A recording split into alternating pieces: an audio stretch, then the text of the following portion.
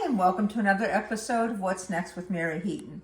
Today I am going to prepare spiedini. Spiedini is basically an Italian rolled meat that has cheese in it and breading. So first thing I started with is a good thin steak. You could use sirloin. This is sandwich tip steak. That is olive oil in the plate, seasoned with some pepper. What I'm going to do is I'm going to take all of these steaks, dip them in here, and I'm leaving one on top of the other so that it seasons even more with the olive oil. And that was probably about 3/4 of a cup of olive oil that I used in there. Perfect. So I'm going to let this flavor itself a little bit. Then I'm going to do the breadcrumbs, show you how to stuff it with the cheese, and have it ready for your guest.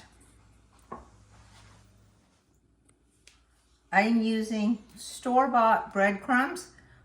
These are Italian seasoning. If it's not Italian seasoning, doesn't matter. I've added a little bit of oregano into it, some pepper. If you like, you could put cheese. I don't put cheese in it because when you grill it, sometimes that cheese ends up melting on the grill. So I avoid that. So what I'm doing is I'm going to take each one of these steaks and I'm going to bread them. So to bread a steak in Italian would be called banare, which means to put bread on. So there's your Italian word for the day. And I'm going to put these here. And there are a couple of steps on these, but really they're pretty darn gone easy to make. And they're inexpensive. All that meat cost me $14. And when you see how many of these you get for $14, it is well worth it. There we go.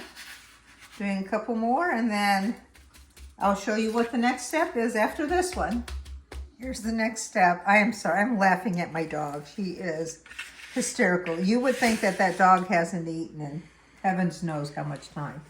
I'm going to show you about the size that you want to cut these. So some of these will be cut into 2, some will be cut into 3 pieces. And then I'm going to take some provolone slices. You could use the slices, which go in very easy. And you want to put it more towards one side because as you wrap it, you don't want the cheese to fall out as it's roasting. You could also use the already rolled like string cheeses or mozzarella. Whatever cheese you like. I wouldn't go with anything too salty. Pepper jack's good too if you like spicy. So again, we're going to put the cheese mostly on one side, but enough to cover it quite a bit. My husband loves ham, so we're going to put a little bit of ham in these. And then I'm going to roll it and place it like this.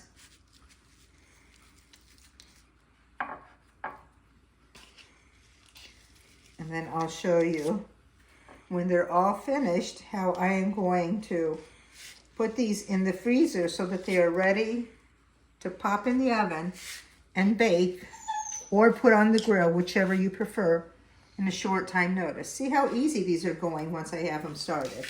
So let me show you the final project in just a moment.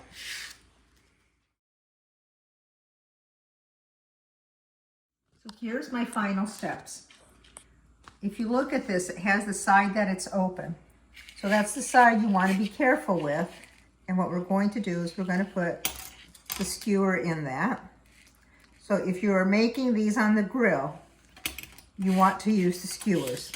If you're making them on the grill, I recommend putting an onion, a pepper, or a vegetable in between them so that they cook better.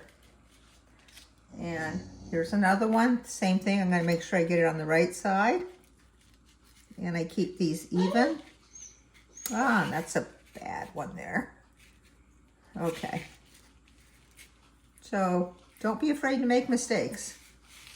I still do, so. And here's more onion that I'm going to put on it.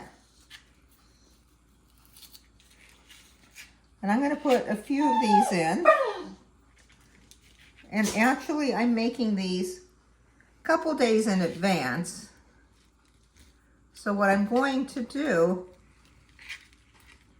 is I'm going to put them in the freezer. And to keep them as safe as possible, what I did is I'm doing foil with parchment paper on top of it, which is okay if you're doing a couple days. If you're going to do more than a couple days in the freezer, you're probably going to want to protect them more with a more freezer-proof container. But that works fine for a couple days.